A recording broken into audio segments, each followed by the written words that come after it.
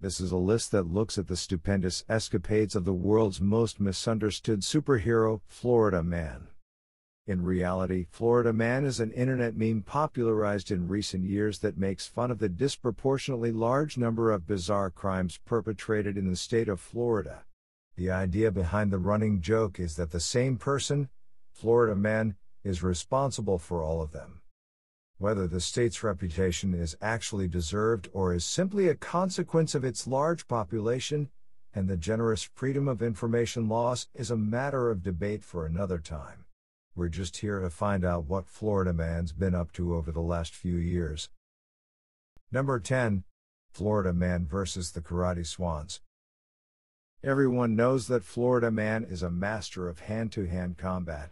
But that expertise doesn't just happen, it takes years of practice. Unfortunately for our intrepid superhero, he got in trouble when he used birds as his sparring partners. In April 2018, Florida Man Rocco Joseph Mantella was arrested for practicing karate on Swans in Lake Eola Park in Orlando. According to eyewitnesses, he kicked 2 swans in the head and another in the rear. He even unleashed his feet of fury on a small duck that was sleeping. Other people in the park called the police, who came and arrested Mantella without incident. He was charged with 1 count of cruelty to animals. Number 9. Florida Man and the billion-dollar Boondoggle. In the same vein as other classic superheroes like Batman and Iron Man, Florida Man is a billionaire playboy on his off days. At least, he wants to be. And so does Jesus, according to one man who made fraudulent wire transfers totaling over $7 billion. Back in December 2016, John Michael Haskew from Lakeland, Florida, attempted to take billions of dollars from an unnamed bank by scheduling over 70 wire transfers using a bank routing number that wasn't his.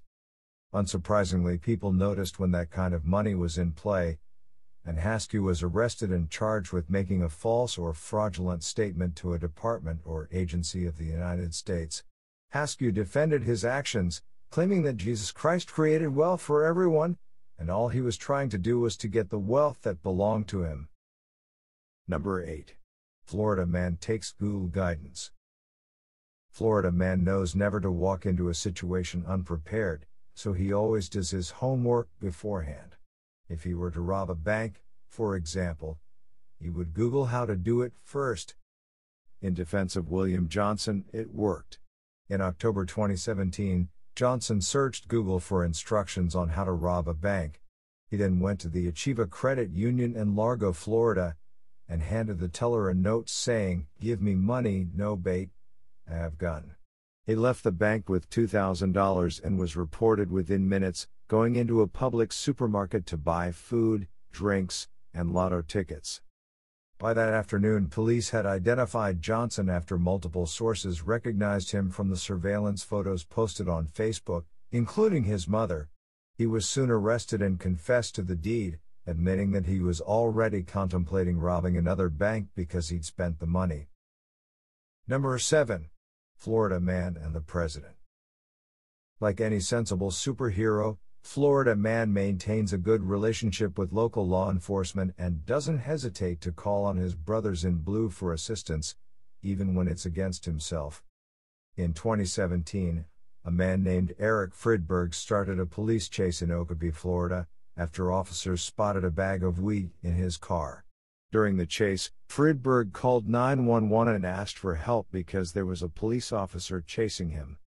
The dispatcher tried to calm him down and told the driver to pull over and follow the cops' instructions. Instead, Fridberg asked them to call his mom. When this failed, he requested to speak to President Donald Trump because he was a close friend and they'd made a deal. Surprisingly, this tactic didn't work either, so Fridberg backtracked a bit and claimed he was rushing because his mom called and said she was involved in a car accident. After about 11 kilometers, 7 miles, the call went quiet as the police managed to stop the speeding car. Fridberg was arrested on multiple charges including resisting an officer and tampering with evidence. Number 6. Florida Man travels through time. Florida Man possesses many incredible powers, such as the ability to travel through time. However, he gets it wrong every now and then and occasionally crashes into a building. That was the case in December 2015, when an unidentified Florida man plowed his Dodge Challenger off the highway and into a strip mall in Pensacola. He managed to get hurled through the center of the building and came to a stop right as he reached the double doors at the back entrance. He took out the offices of Advanced Tax Services and Pensacola Caskets. Of course, being the mighty superhero that he is, Florida man walked away unscathed, although he was still taken to the hospital for a checkup. When asked why he did it, the driver simply said that he wanted to time travel. Number 5. Florida man and the crooked ATM.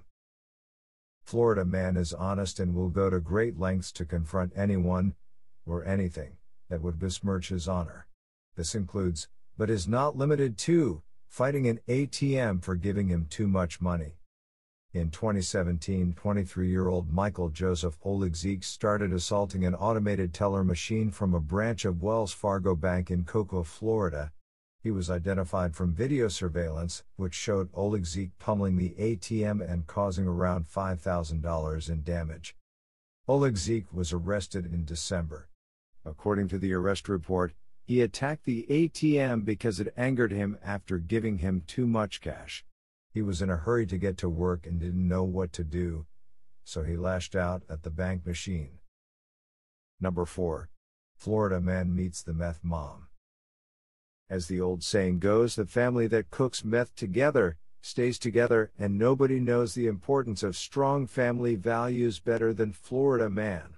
He was so happy with the results that he even apprised authorities by accidentally butt dialing 911. In October 2014, a dispatcher from Volusia County fielded an emergency call. As nobody answered on the other end, it soon became clear enough that it was the result of a butt dial. Even so, people were talking in the background, and they were saying things that piqued the dispatcher's interest. They were mostly about selling meth. The 911 operator could also hear something bubbling as if it was cooking. The call was traced, and deputies were sent to the house. The dispatcher stayed on the line for almost 28 minutes without anybody on the other end noticing.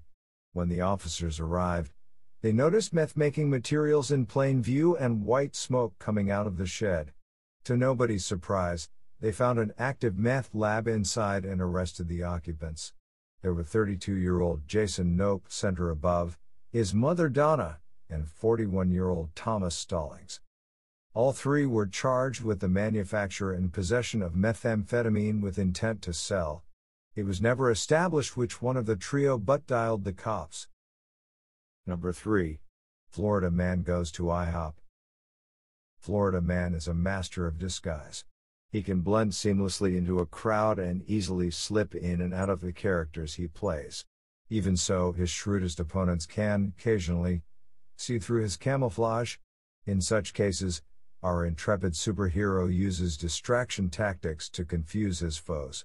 That was the case at an IHOP where a Florida man posed as a police officer, pushed his butt to a server who refused to grant him a free meal. In 2014, 55-year-old Matt Skida entered an International House of Pancakes in Orlando and placed an order. When asked for money, Skida said he was a cop and flashed an Orlando PD insignia. Therefore, he should receive food for free. Florida man didn't react well when he found out that police officers still had to pay. At first, he said he wouldn't move until they fed him. Afterward, Skida threatened the IHOP server with violence. As a final gambit, he shouted, "Hey buddy," at the employee before dropping his pants and exposing his buttocks. Skida kept causing a scene until real police officers arrived and arrested him. Curiously, this Florida man also played the president card, shouting, "I'm a Green Beret. If I die, Obama dies." Number 2. Florida man gives to the needy. There was a time when Florida man experienced a crisis of confidence and thought he was Robin Hood for a moment. Turning to the old adage of take from the rich and give to the poor, he robbed a bank and threw away the money as he ran down the street. He was also naked. In July 2017, 25-year-old Alexander Sperber from Fort Lauderdale woke up one Tuesday morning and decided he wanted to become a comedian. Apparently, the best way for him to achieve his new goal was to rob a bank.